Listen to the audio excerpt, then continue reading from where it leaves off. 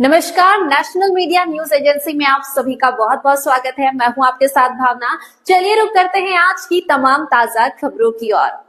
गढ़ बैराट समाचार पत्र के 20 साल पूरे होने पर नवीन चक्राता में आज एक खास प्रबुद्ध जन सम्मेलन आयोजित किया गया, जहां जौनसार बावर के सर्वांगीण विकास को लेकर विशेषज्ञों और क्षेत्र के वरिष्ठजनों ने गहन मंथन किया।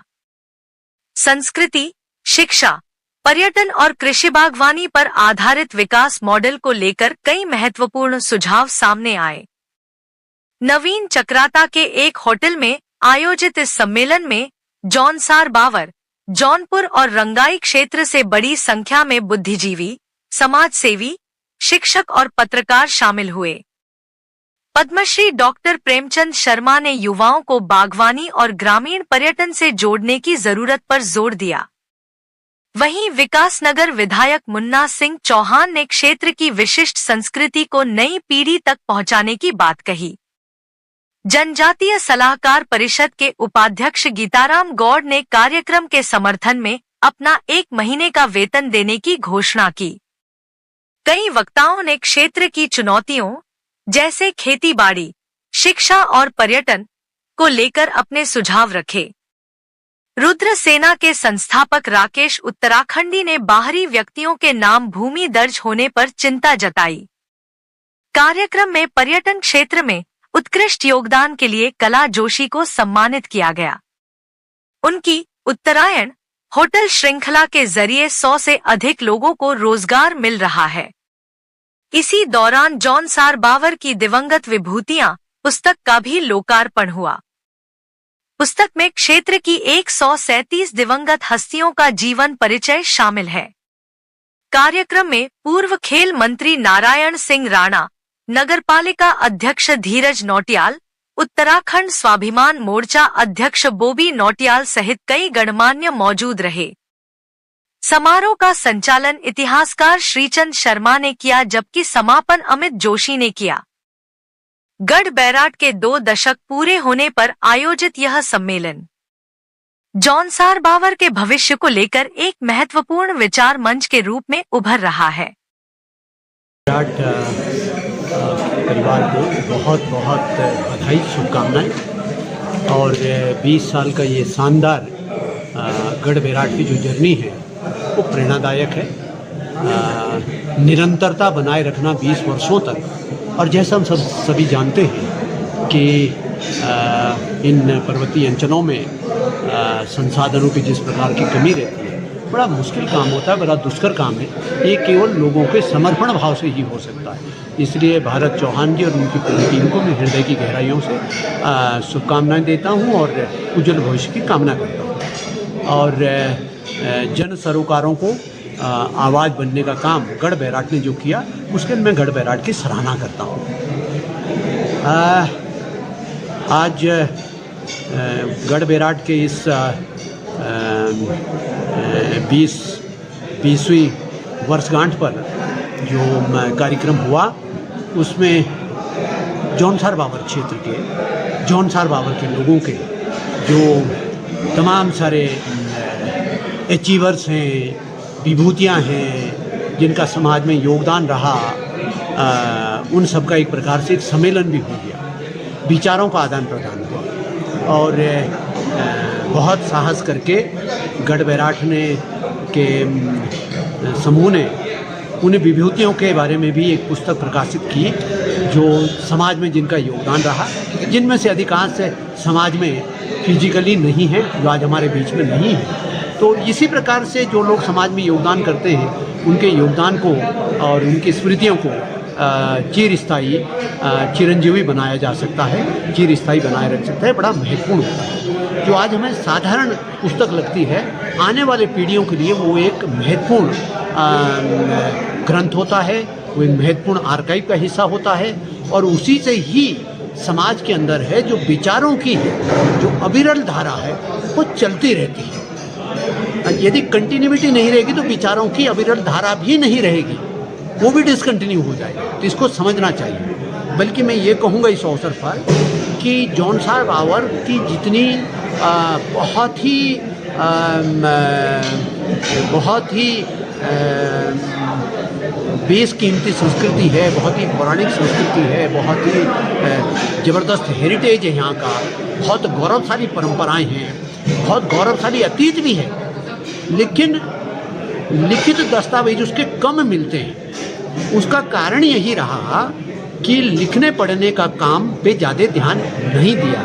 गढ़ बैराट जैसे और तमाम सारे कुछ नौजवानों ने इस तरफ अपना रुख किया है और उन्होंने जौनसार बाबर की कला, संस्कृति, समाज, हेरिटेज, कल्चर के बारे में, जीवन शैली के बारे में, यहाँ की महान परंपराओं के बारे में, यहाँ के रीति रिवाजों के बारे में, यहाँ के गीत संगीत के बारे में, यहाँ तक कि अब यहाँ की भाषा के बारे में भी उन्होंने सोच शुरू कर दी। हमें जानकारी मिली है कि मुझे बहुत सारे विद्वान लोगों ने बहुत सारे दस्तावेज शेयर किए हैं जिसके अंदर बाकायदा जौनसार ये प्रमाणित होता है कि जौनसार बाबर की अपनी एक लिपि भी थी।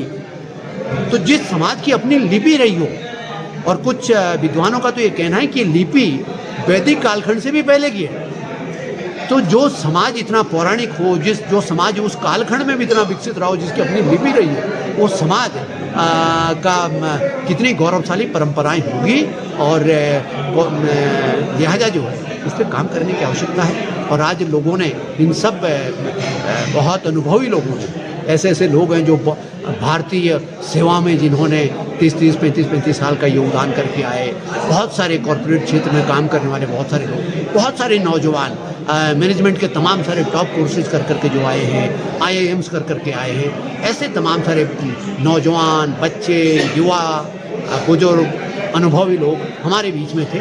तो मैं उम्मीद करता हूँ कि ये जो प्रवाह है फिर रुकना नहीं चाहिए। और एक बार गढ़ बैराट को अपनी हृदय की गहराइयों से इस आयोजन के लिए बहुत बहुत धन्यवाद।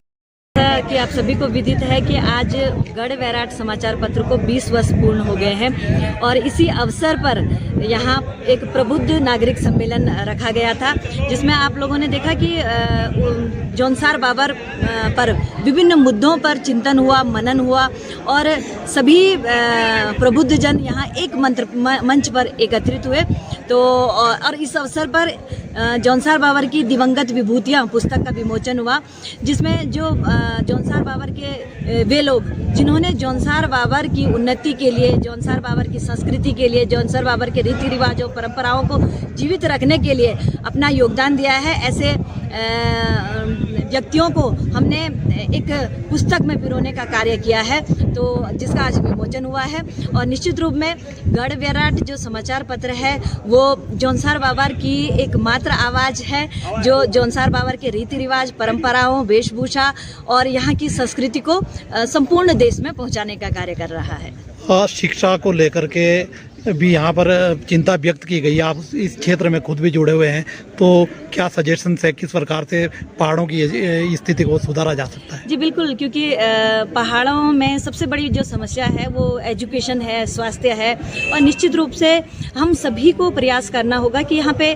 क्योंकि जिस प्रकार से आज हम सभी लोग एक मंच पर एकत्रित हुए हैं, तो निश्चित रूप में यह प्रयास करना होगा कि किस प्रकार से यहाँ की एजुकेशन सिस्टम सुधरे, यहाँ का जो स्वास्थ्य सुविधाएं हैं वो सुधरे। तो मुझे लगता है कि ये जो चिंतन शिविर हुआ है ये एक मील का पत्थर साबित होगा और निश्चित रूप में एजुकेशन सिस्टम भी सुधरेगा और स्वास्थ्य सुविधाएं भी यहाँ सुधरेंगी।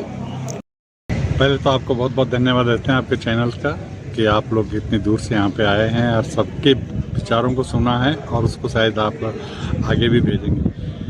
हमारा ये कहना है कि जौनसार बाबर जो ये क्षेत्र है ये मैंने तो कम से कम 50 देशों का भ्रमण किया है और हमारी जो संस्कृति और हमारा जो कल्चर है ये पूरी दुनिया में बिल्कुल अनोखा है।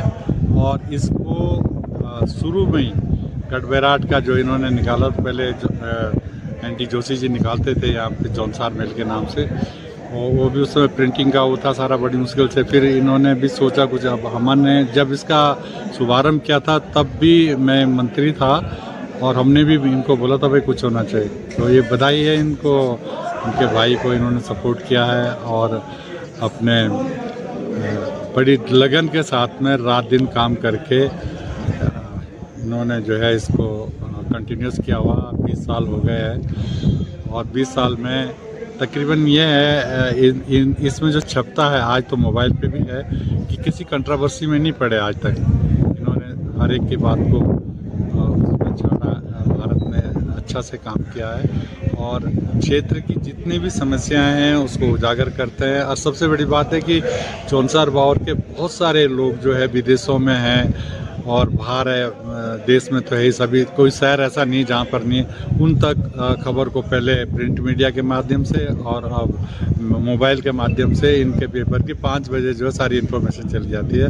तो इसके लिए बहुत बहुत बधाई। और ये क्षेत्र अपने आप में जो संस्कृति है हमारी, उस संस्कृति को भी बहुत आगे बढ़ा रहे हैं। फिल्म भी बनी है मेरे गाँव की बाट, उसमें बहुत कुछ दिखाया गया। नंदलाल भारती बहुत अच्छा काम कर रहे हैं संस्कृति के बारे में। शिक्षा के बारे में भी आप देख रहे हैं कि हम लोग बोलते हैं पिछड़े कहाँ से हैं, इतने सारे गेस्टेड ऑफिसर हैं, इतने सारे अधिकारी हैं, उनके बच्चे सारे फॉरेन कंट्री में पढ़ रहे हैं। तो ऐसा भी कुछ नहीं है कि बहुत तेज़ी से विकास हो रहा है, सड़कों का पूरा जाल बन गया है। और अभी खास करके मोदी जी के कार्यकाल में तो बहुत अच्छा बजट आ रहा है, बहुत अच्छे यहाँ पे काम हो रहे हैं। और मैं बधाई देता हूँ भारत चौहान को और उनकी पूरी टीम को कि उन्होंने इस क्षेत्र में शुरू किया था और इसको बहुत आगे कंटिन्यूस कर रहे हैं। बहुत बहुत बधाई।